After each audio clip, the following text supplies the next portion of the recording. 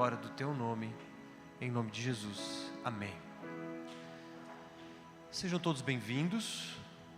Se é a sua primeira vez, você é muito bem-vindo nesse lugar. Hoje é uma noite de celebração, em que temos Santa Ceia, mas ao mesmo tempo é uma noite de contrição. Não tem como apenas celebrarmos diante do que estamos vendo nas mídias sociais ou noticiários.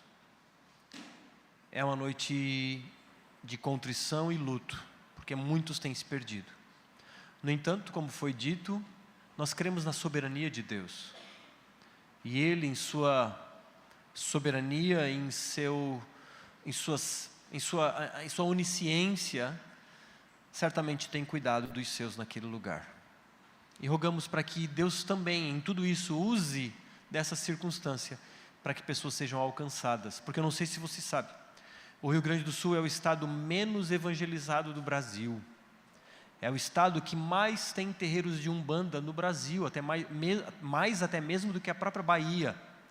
Então é um estado muito carente de igrejas, e sobretudo igrejas saudáveis.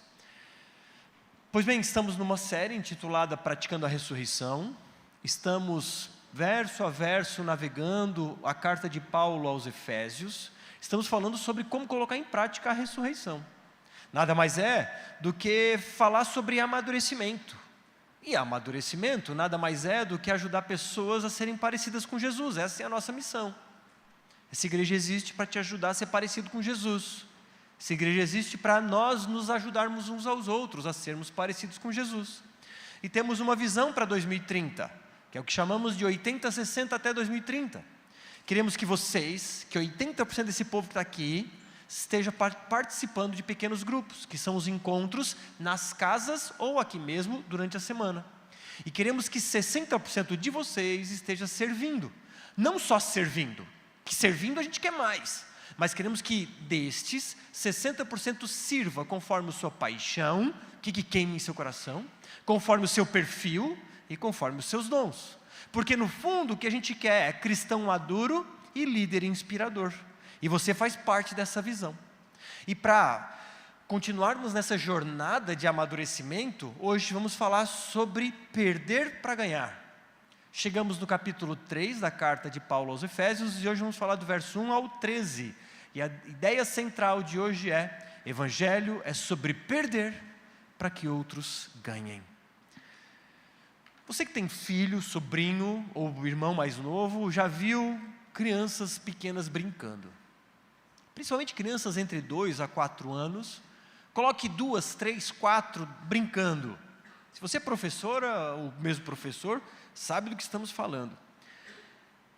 Elas muitas vezes têm muita dificuldade em partilhar os seus brinquedos. É difícil, ela não tem um senso de empatia. A criança tem um senso de posse. Ela ainda não conseguiu desenvolver um senso de cooperação. Ela está ali disputando aquele brinquedo. Afinal de contas, ela tem uma mãe, um pai, e muitas vezes avô e avó que faz tudo por ela.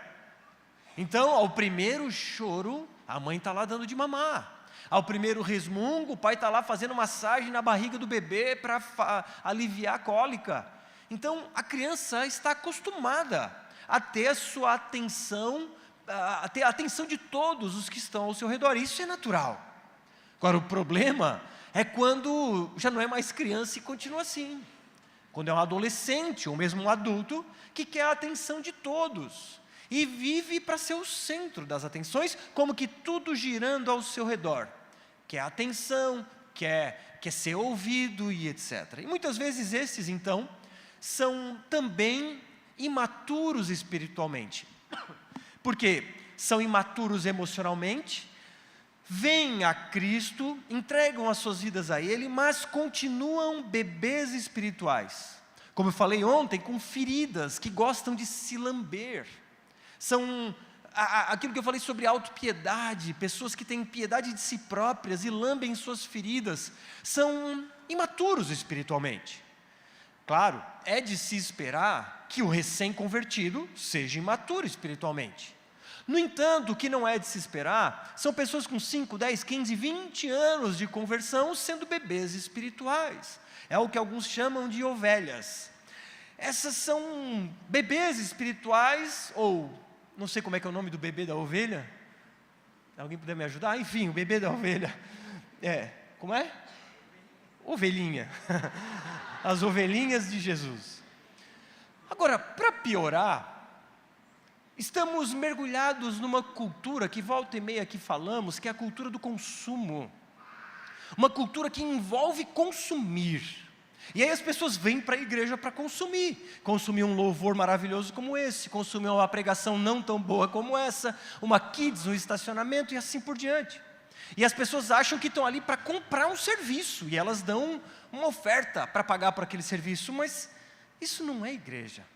E para piorar um pouco mais, além da cultura do consumo, estamos sendo invadidos por um tipo de evangelho que é muito perigoso. O evangelho do coach. O coach é uma grande ferramenta, quando usada no seu devido lugar. Mas quando ele adentra o púlpito, ele perverte o verdadeiro evangelho. E então, cria-se ovelhas que querem ser donas do mundo, que entendem que são filhos do rei, então podem conquistar o que quiserem. E que o foco delas é estar no topo. Nasci para conquistar, nasci para ter sucesso, dinheiro, fama, afinal de contas, Deus me colocou aqui para reinar no lugar dele.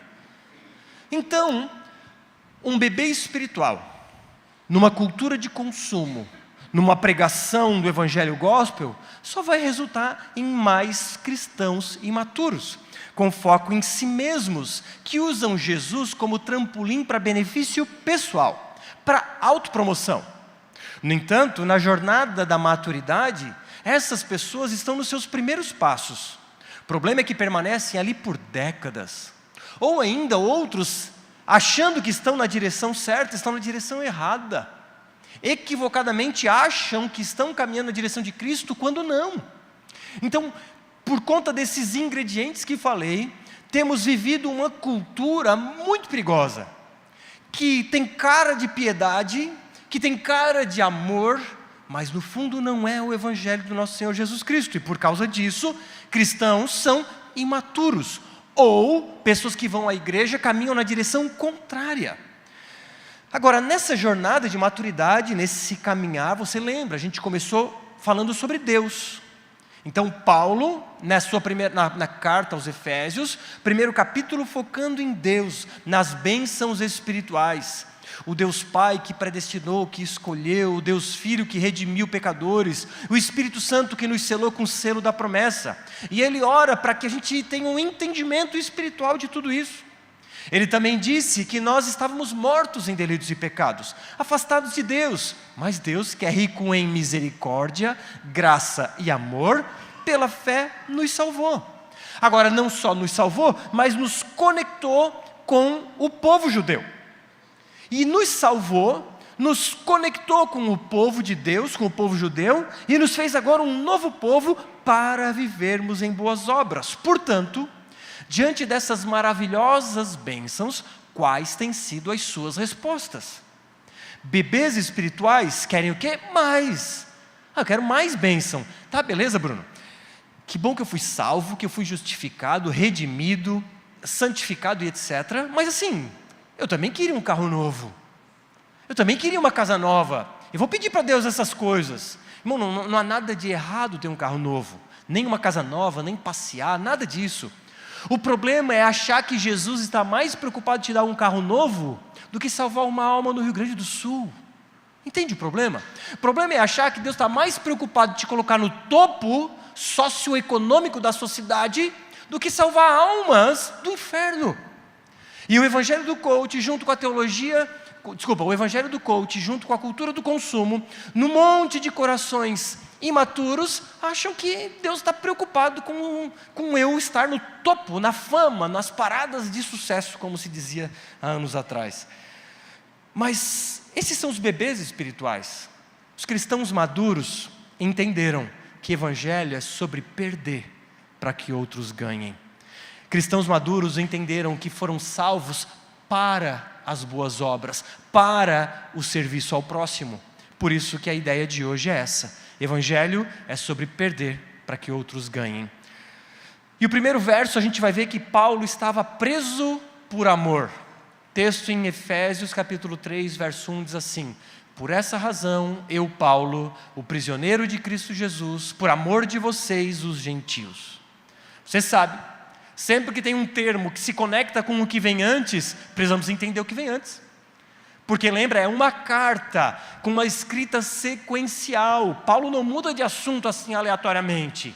Ele está escrevendo para que os seus leitores entendessem sequencialmente. Portanto, que razão é essa? Por essa razão, o que ele está falando? Acabei de falar aqui, as bênçãos espirituais do capítulo 1. Estávamos mortos, mas fomos salvos pela graça no capítulo 2. Fomos reconciliados na família de Deus. Fomos salvos pela graça para vivermos em boas obras. E fomos então feitos um único povo. A parede que separava judeus e gentios, como vimos semana passada, foi derrubada. Agora, no capítulo 3, ele fala sobre o motivo de estar preso. Ele era um prisioneiro de Cristo Jesus. Paulo estava preso em Roma. Isso aconteceu entre mais ou menos o ano 60 e 62 depois de Cristo, ou seja, mais ou menos 30 anos depois da morte de Jesus. Ele estava sendo acusado de pregar doutrinas contrárias ao judaísmo. Mas você se lembra, era uma época que o regime político era de domínio romano. Por isso, a prisão era de domínio romana. Só que os judeus tinham liberdade religiosa. Então os judeus ficaram indignados com o ensino de Paulo e pediram para que os romanos fizessem alguma coisa. Paulo era judeu e ele estava ensinando coisas diferentes do que os judeus entendiam por certo. Gerou um rebuliço e disse: ei, prenda esse cara. Então apelaram para que os romanos prendessem Paulo, e assim foi. Mas Paulo era cidadão romano, então ele foi preso pela polícia de Roma, por assim dizer, e ele é levado até Roma, onde fica preso numa prisão domiciliar. Era uma prisão, nesse momento, um pouco mais light. Depois ele vinha a sofrer uma prisão mais punk. Mas ele podia receber pessoas, inclusive. Mas Paulo, como eu disse, era um judeu. Era um homem piedoso. Um homem tinha sido criado aos pés de Gamaliel, um grande rabino da época. Um homem rigoroso com a lei. Irmãos, ele perseguia cristãos. Esse cara, ele ia atrás de cristãos com um mandato de segurança para prender os caras para que eles fossem mortos, para que o cristianismo fosse eliminado da face da terra. E esse cara, de perseguidor de cristão, depois de um encontro com o mestre, tem tudo mudado. De perseguidor, ele passa a ser um proclamador do cristianismo. Após o encontro com Jesus, esse homem se torna um arauto. Antes matava, agora gerava vida. Então, o que ele ensinava era um absurdo para os judeus. Porque ele ensinava o que pregamos semana passada, que judeus e gentios agora eram um único povo. Mas como assim? O judeu, para o judeu isso era um absurdo, porque eles entendiam que isso os contaminava, que judeu era um povo impuro. Eles não podiam sequer entrar na casa de um gentio, não podiam ajudar num parto de uma mulher gentia, um homem judeu não podia se casar com uma mulher gentia, enfim. Mas Paulo diz, não, a parede do templo que separava foi derrubada, agora somos um único povo. E lá em Atos capítulo 21 até 28, você vai ver uma série de tumultos que aconteceram por causa de Paulo, e culminando então em Atos 28 com a sua prisão em Roma. E ele então se intitula prisioneiro de Cristo Jesus. Ele sabia que não era prisioneiro de Roma, ele sabia que ele não era prisioneiro do Sinédrio, ele era prisioneiro de Cristo, porque Deus em sua soberania tinha um propósito para Paulo naquela prisão. Não somente inúmeras cartas foram escritas, que temos hoje acesso a elas na Bíblia, quando também a própria guarda romana foi evangelizada por Paulo enquanto preso. Então ele entendia que era o próprio Deus que o levara para a prisão, e ele adorava a Deus por causa disso. Mas por que ele estava preso? E ele diz: por amor de vocês, os gentios. Paulo recebeu uma incumbência muito pesada de Deus. Jesus tem um encontro com ele, e ele então recebe a incumbência de pregar para gentios. Paulo, um perseguidor de cristãos, alguém que odiava gentios, um rigoroso mestre da lei judaica, é separado por Deus para pregar para o povo que não se dava bem, por assim dizer. Então, separado para pregar ao gentio, ele diz: por amor de vocês, os gentios. Ele sabia que era tão amado por Deus, mesmo não merecendo, que ele entendia que tudo bem amar os gentios. Aliás, isso enchia de amor ao próximo. Ele entendia que o sacrifício de Cristo na cruz do Calvário o impelia a amar o perdido. Paulo entendeu a lógica do sacrifício, de que era necessário perder para que outros ganhassem. E ele então deu continuidade a essa lógica do sacrifício. Ainda que eu não vá morrer pelos pecados de ninguém, porque não sou Deus, mas em alguma medida há um chamado para morrermos para nós mesmos, para que haja vida em outros. Essa foi a resposta de Paulo, proclamador das boas novas para os gentios, para o povo que não era amigo do judeu. Qual tem sido a sua resposta? Qual tem sido a resposta que você tem dado à obra da cruz? Quero mais bênçãos, Senhor, mais abundância, comidas melhores, viagens melhores, Senhor, carros melhores, Senhor, mais, eu quero mais. O topo, a fama, o sucesso, é isso que eu quero. O que você tem clamado a Deus? Como tem sido a sua vida?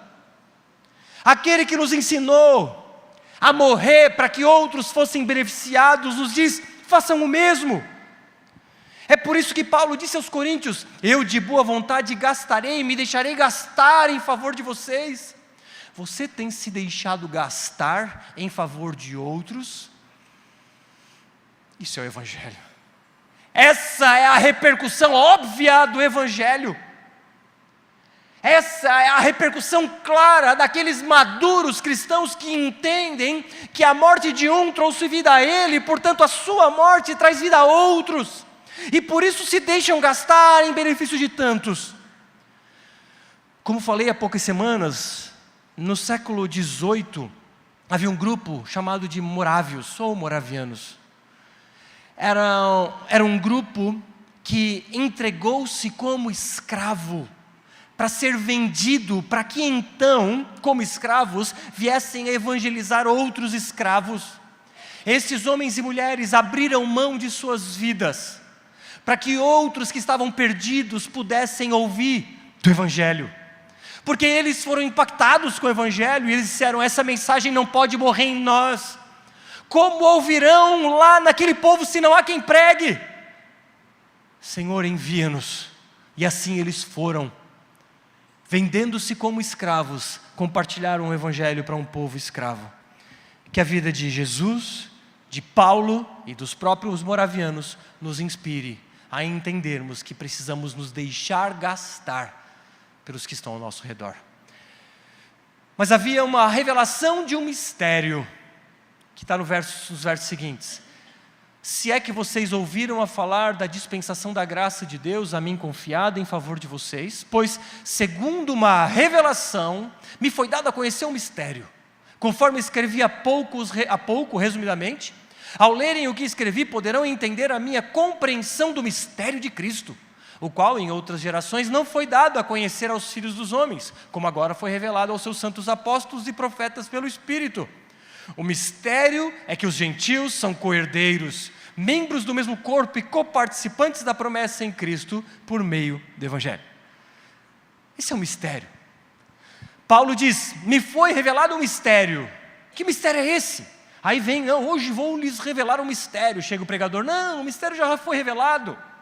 Deus deu uma incumbência para Paulo, Deus derramou uma graça para Paulo, e diz: Paulo, eu vou te fazer um instrumento para revelar um mistério que não foi revelado ainda, que os profetas do Antigo Testamento não sabiam do que se tratava. mas que por meio de ti, esse mistério vai ser revelado, inclusive por meio dos demais apóstolos e demais profetas da época ali de Paulo. Aquele mistério não tendo sido revelado para os judeus, ainda que houvesse algum indício, porque havia-se a ideia, provinda da parte de Deus, de que Abraão e seus descendentes deveriam ser bênção para todas as famílias da terra, ainda que na profecia de Joel diz, se referindo a Pentecostes, e acontecerá depois disso que derramarei o meu espírito sobre toda a humanidade. Os filhos e as filhas de vocês profetizarão, e os velhos sonharão, e os seus jovens terão visões. Então, havia uma ideia de que as famílias da terra seriam abençoadas por Deus. Talvez entendessem então que o que aconteceria é que Deus traria gentios para dentro do judaísmo. Porque de fato, ao longo dos séculos antes de Jesus, era possível alguém se converter ao judaísmo. Era o que chamavam de prosélito. E muitos foram acrescentados ao povo judeu, ainda que não tivessem sangue judaico, ou sangue hebreu, melhor dizendo. Agora, que mistério é esse? Será que o mistério então era simplesmente trazer gentios para dentro do povo judeu? Mas irmãos, quando vemos que o véu que separava o santo dos santos se rasgou de cima a baixo, o lugar onde somente o sumo sacerdote podia entrar uma vez por ano foi rasgado, para que todos tenhamos acesso. Vimos que a parede que separava os gentios dos judeus foi derrubada. Vimos que Jesus foi o último sacrifício e o último sacerdote. Nunca mais houve sacrifício, até porque o templo foi derrubado anos mais tarde. Você sabia que o judaísmo não sacrifica mais animais? Claro, porque o último cordeiro imaculado já foi sacrificado na cruz do Calvário. E o sangue derramado dele foi suficiente para aplacar a ira do Pai sobre os seus. Portanto, o véu foi rasgado, a parede foi derrubada, Jesus foi o último cordeiro, Jesus foi o último sacerdote, o templo foi destruído, as leis cerimoniais foram abolidas. Sabe o que isso significa? É o fim da antiga aliança. A aliança que Deus houvera estabelecido com o povo hebreu havia acabado. Em Cristo uma nova aliança surge, e esse é o mistério. O mistério não é que um povo de fora ia ser acrescentado ao povo judeu. O mistério é que Deus não utilizaria mais o povo judeu étnico. A partir de então, Deus teria um outro novo povo, chamado Igreja de Jesus. Esse novo povo é composto por judeus, por brasileiros, por argentinos, por chineses e russos. Ele é composto por pessoas de todas as etnias, de todas as cores, de todas as tribos, línguas, de todas as culturas. Esse é o mistério. Não é que o gentio é acrescentado ao povo judeu e ele permanece um crente de segunda categoria. Não! É que há uma nova aliança e por causa disso um novo povo. E esse novo povo é composto por pessoas do mundo inteiro. Sem mais a necessidade do templo em Israel, sem mais a necessidade de sacrifícios de animais, sem mais a necessidade de sacerdotes e sumos sacerdotes, ou mesmo profetas e reis, porque Jesus reuniu o seu tríplice ofício, o rei, o sacerdote e o profeta, e ele encerra esse ciclo, dando início a um novo ciclo, a nova aliança.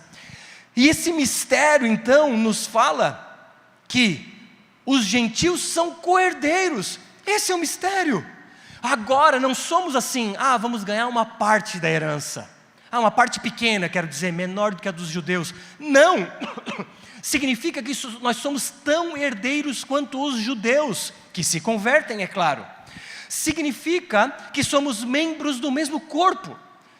Gentios não são a parte insignificante do corpo. E judeus são as partes mais importantes. Não, somos parte de um mesmo corpo tão importante quanto o seu todo.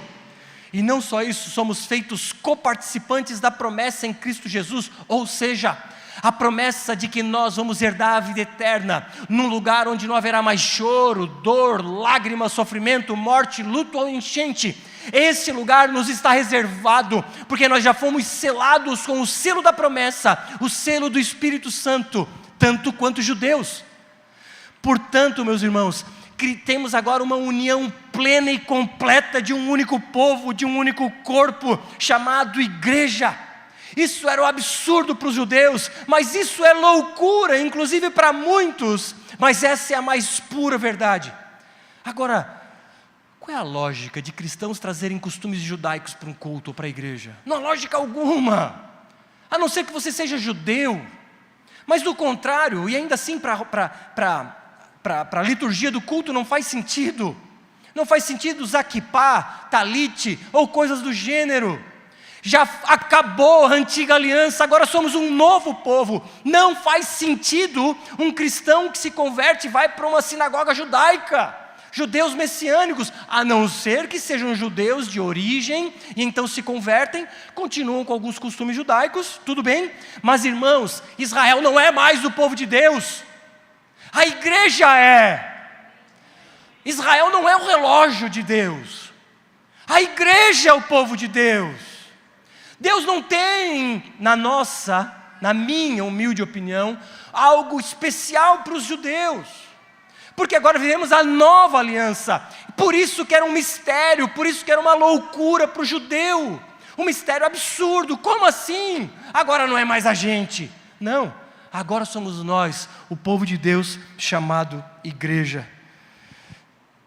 E esse povo é gente de todas as nações. Para quê? Ou melhor, como, melhor dizendo, por quê? Por meio do Evangelho. Por causa dessa mensagem que temos falado de domingo após domingo, nós fomos revividos. Quando ouvimos essa mensagem do Evangelho, de que estávamos mortos, mas fomos salvos pela graça, de que éramos inimigos de Deus, mas fomos restaurados em sua comunhão com Ele, de que estávamos afastados do povo de Deus, mas fomos unidos em sua família, adotados e co-herdeiros em Cristo. Essa mensagem, a mensagem do Evangelho, ela é a ferramenta pela qual mortos vêm à vida, mortos espirituais vêm à vida espiritual. Agora, irmãos, essa mensagem é tão importante que muitos ao longo desses 2000 anos morreram por ela. Paulo é um exemplo. Nesse momento ele estava preso por causa dessa mensagem. Anos mais tarde ele seria decapitado por causa dessa mensagem. É uma mensagem escandalosa, irmãos. É uma mensagem dura e difícil de engolir, mas ao mesmo tempo prazerosa, porque diz que somos amados sem mesmo merecermos. Agora, se muitos morreram por essa mensagem, o que você tem feito por ela? Você tem dado continuidade para propagar essa mensagem até que ele volte? Você tem contribuído para que o Evangelho chegue nos cantos mais distantes do planeta Terra? O que você tem feito por essa mensagem que Paulo e tantos outros morreram? O que você tem feito com essa mensagem que fez os moravianos entregarem-se como escravos para evangelizarem outros? Qual a sua resposta? Como você tem vivido em torno dessa mensagem? É para mim? É para mim? É para mim? Ou é para morrer para que outros possam viver? Havia um agente encarregado dessa missão, verso 7, do qual fui constituído ministro, conforme o dom da graça de Deus a mim concedida, segundo a força operante do seu poder. A mim, o menor de todos os santos, foi dada essa graça de pregar aos gentios o evangelho das insondáveis riquezas de Cristo, e manifestar a todos qual é a dispensação do mistério que, durante tempos passados, esteve oculto em Deus, que criou todas as coisas. Deus então constituiu Paulo seu ministro. Essa palavra vem de diácono, ou seja, servo. Diácono não é quem recebe na porta. Diácono é a mesma palavra para ministro, é um servo de Deus. E Deus então separa Paulo como seu servo, como seu ministro, não porque ele merecia, porque ele era terrível perseguidor. Jesus aparece para ele e diz: Paulo, por que me persegues? Paulo diz: não estou te perseguindo, estou perseguindo só os demais aí. Não, Jesus, ele personifica, porque perseguir um cristão é como se perseguisse o próprio Senhor Jesus. Paulo então não era merecedor, mas foi a graça de Deus que transformou ele de um perseguidor num proclamador. Ele diz que era o menor de todos os santos. Paulo, inclusive, carregava um peso por conta de seu passado. Ele provavelmente, por exemplo, participou da morte de Estevão, o primeiro mártir da igreja cristã. Paulo diz a Timóteo: olha lá, dou graças a Cristo nosso Senhor, que me fortaleceu e me considerou fiel, designando-me para o ministério. A mim, que no passado era blasfemo, perseguidor e insolente, mas alcancei misericórdia, pois fiz isso na ignorância, na incredulidade. Transbordou, porém, a graça de nosso Senhor com a fé e o amor que há em Cristo Jesus. Paulo não se sentia merecedor daquela importante missão. Possivelmente ele carregava um peso pelo seu passado, no mínimo algum sentimento de culpa ou algo do gênero. Mas, irmão, vemos na vida de Paulo que o seu passado não importava, a não ser para o testemunho. Isso significa que o meu passado e o seu passado tampouco importa. Significa que uma vez que temos um encontro com o Mestre, o nosso passado ele é zerado. Os nossos pecados, o escrito de dívida que havia contra nós é aniquilado, rasgado, anulado. Então, o meu passado, não que tenha sido apagado a ponto de eu não me lembrar, mas ele é apagado no que diz respeito a pesar contra mim na condenação. Agora não há mais condenação para aqueles que estão em Cristo Jesus, porque eis que tudo se fez novo. Recebemos vida quando estávamos mortos. Mas eu quero encorajar você, que talvez tenha tido um passado terrível, um passado marcado por pecados, por imoralidades ou qualquer coisa do gênero.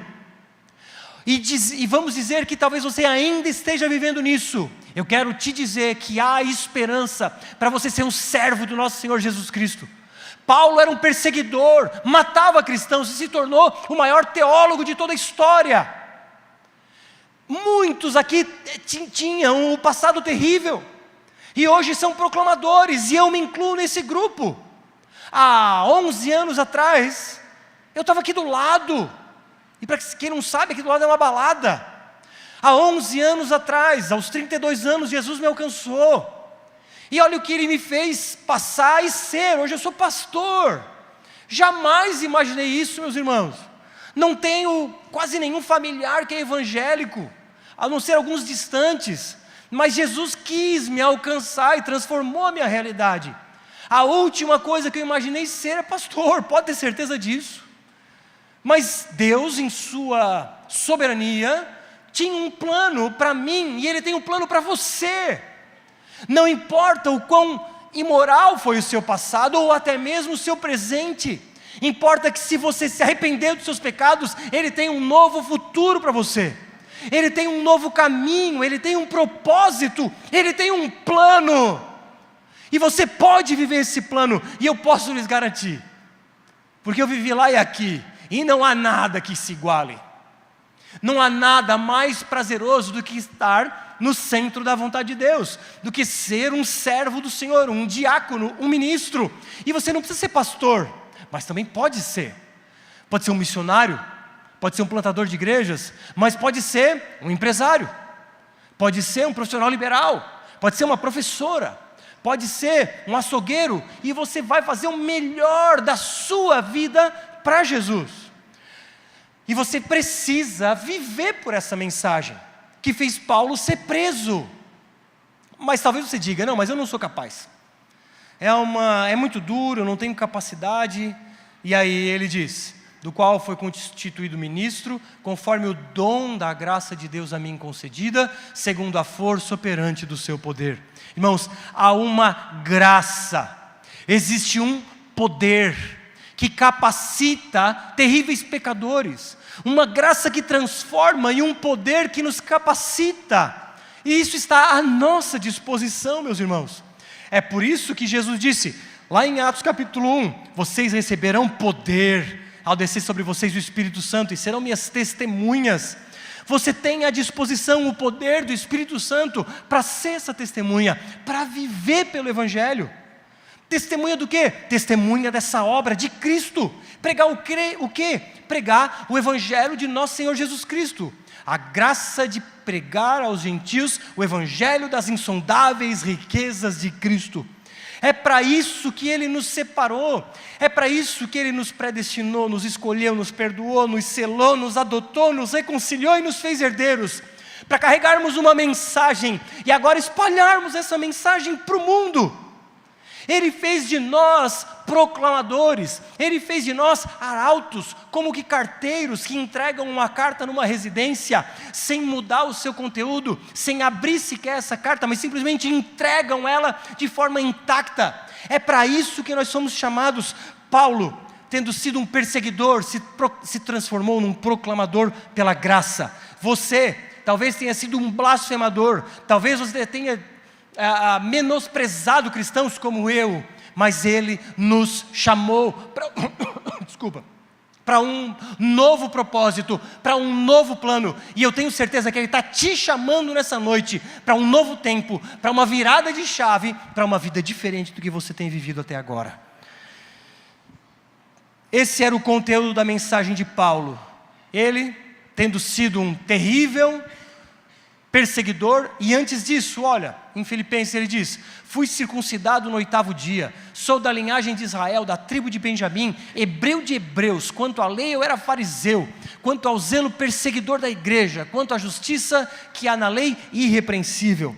Paulo era um judeu raiz, e esse judeu raiz é escolhido para alcançar os gentios. Irmãos, Deus escolhe as coisas loucas para confundir as sábias. Deus escolhe cada um, a começar por mim e a começar por você, para ser uma testemunha viva onde você está. Agora saiba que é um grande privilégio, que a maior missão da terra é espalhar o Evangelho, é espalhar as boas novas para que as pessoas se tornem parecidas com Jesus. Essa é a minha missão de vida, essa é a sua missão de vida, ainda que você seja um professor, um pizzaiolo, um açougueiro, ou seja lá o que for. Não importa a sua profissão, importa que você é um instrumento de Deus para fazer a diferença em todos os lugares. E Paulo, meus irmãos, se sacrificou. Paulo estava preso por causa de uma mensagem. Paulo se deixou ser preso. E não só isso, tempos depois ele haveria de ser morto, decapitado por causa de uma mensagem. Paulo saiu da sua zona de conforto. No entanto, muitas vezes nós, bebês espirituais, que queremos tudo para nós, não saímos dessa zona de conforto. Entendemos que o Evangelho é sobre ganhar, para poder ganhar, e cada vez mais ser abençoado, enquanto que o Evangelho é ganhar, para que outros possam perder. Porque Paulo, por assim dizer, abriu mão de sua liberdade, tendo sido preso, e por meio desse momento, como preso, foi um instrumento de Deus, escrevendo cartas que ressoam ao longo dos séculos, assim como evangelizando a guarda romana. Paulo então se sacrifica, irmãos, nós devemos fazer o mesmo. Mas há um propósito desse mistério, que está lá em verso 10. Isso para que agora pela igreja a multiforme sabedoria de Deus se torne conhecida dos principados e das potestades nas regiões celestiais, segundo o eterno propósito de Deus, que Deus estabeleceu em Cristo Jesus nosso Senhor. Em Cristo temos ousadia e acesso a Deus com confiança, mediante a fé nele. Olha só que interessante, a igreja então passa a ser um instrumento de Deus, para que a multiforme sabedoria de Deus seja conhecida nas regiões celestiais. Os teólogos aqui divergem, se são anjos bons ou anjos ruins, mas a maioria dos teólogos assim mais confiáveis dizem que são os anjos bons. Isso significa que os anjos bons, tampouco os maus, é claro, não sabem do plano de Deus, não conheciam esse mistério. Até a vinda de Jesus e até esse mistério ser revelado por Paulo, os anjos não conheciam. E agora então Deus usa eu e você, a igreja, para que esse plano, para que esse mistério seja revelado aos anjos. E os anjos estão aprendendo conosco.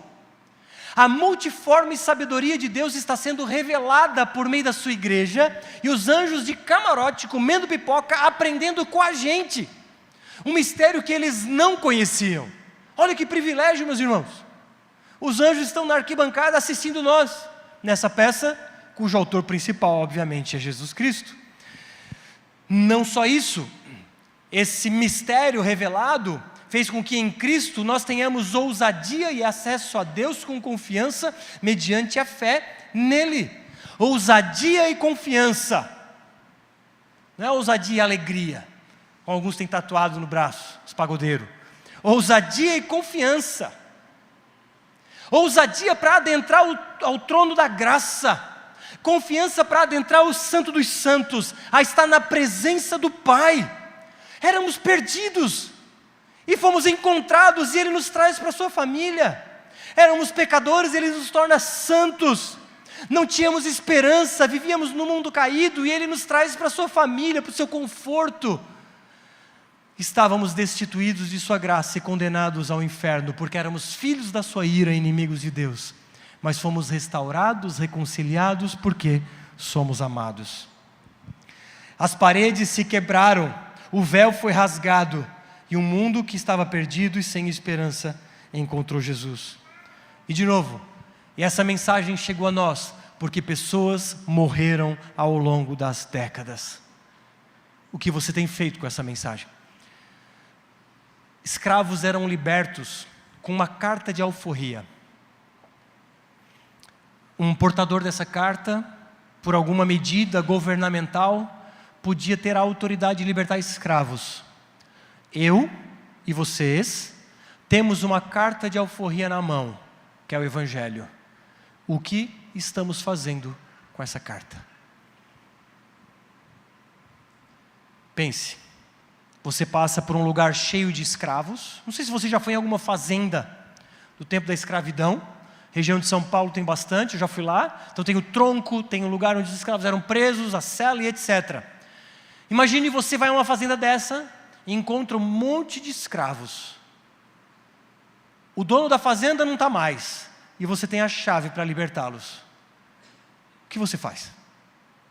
Hoje, 2024, é óbvia a resposta.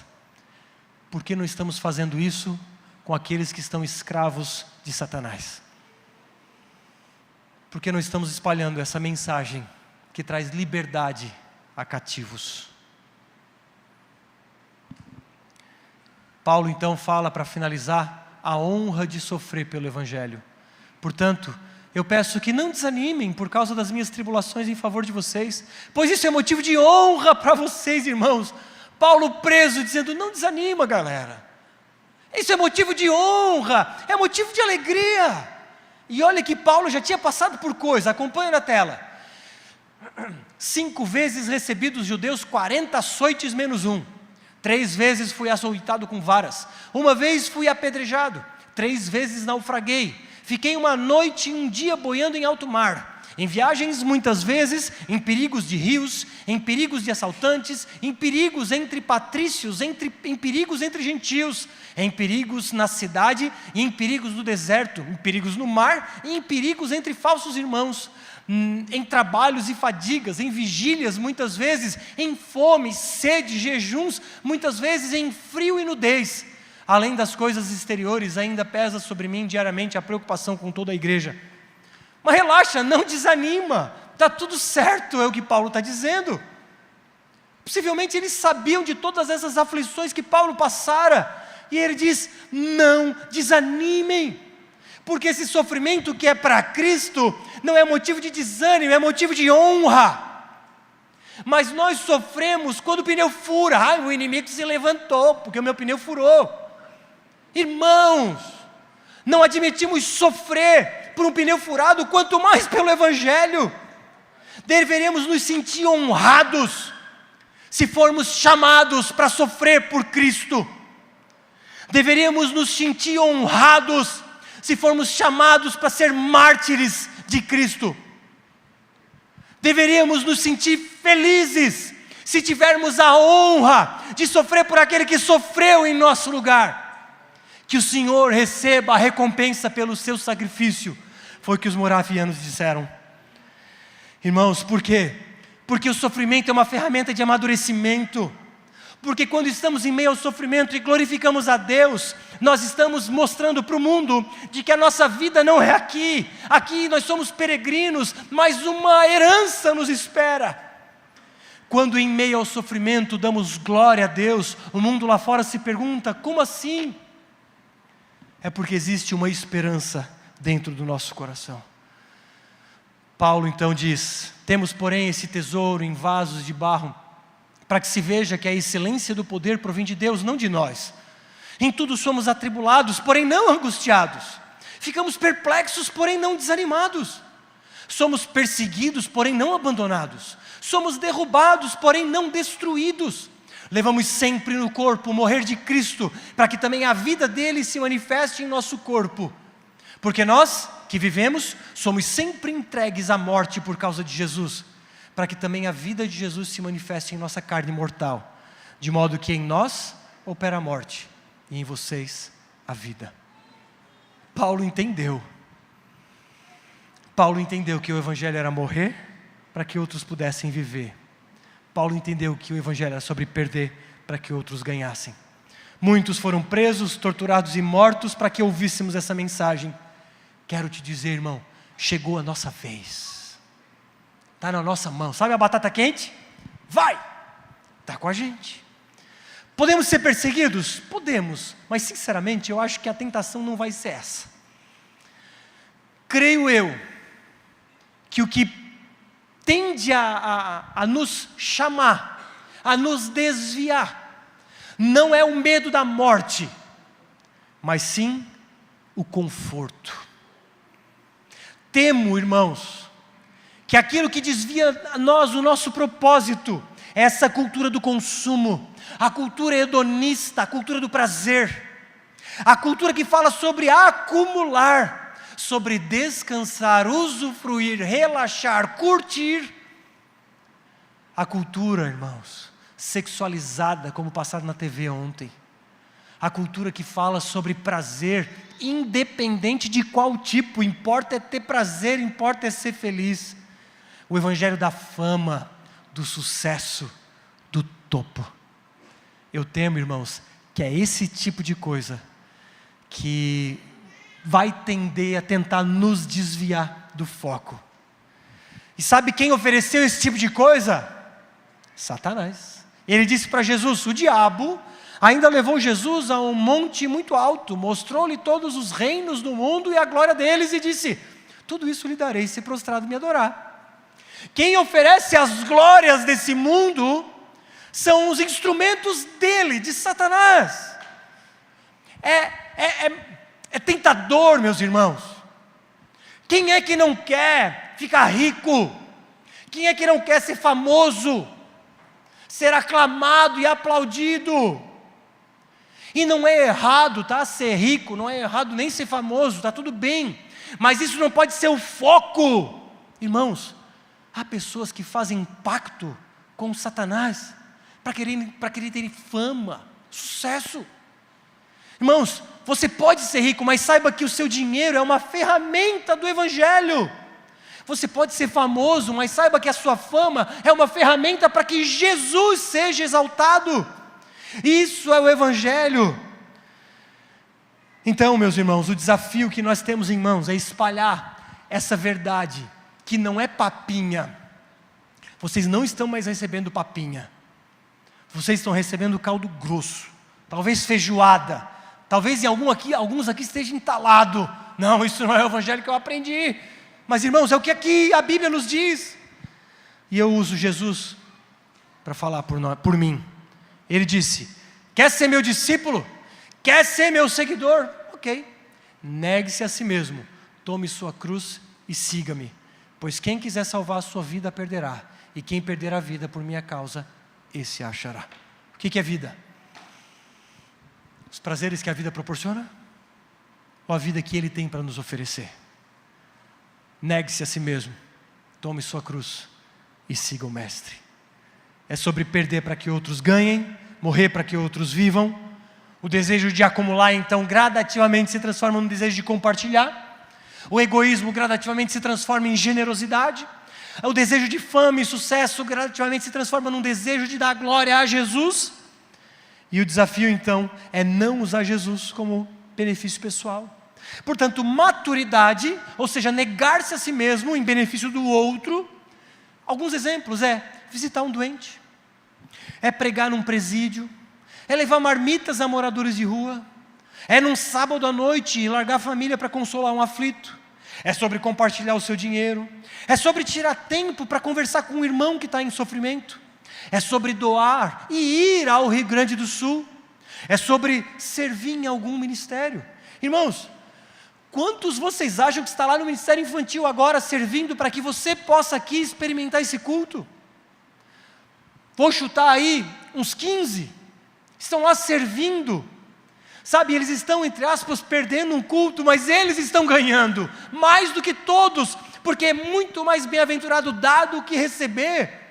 Quantos estão na rua cuidando dos nossos carros?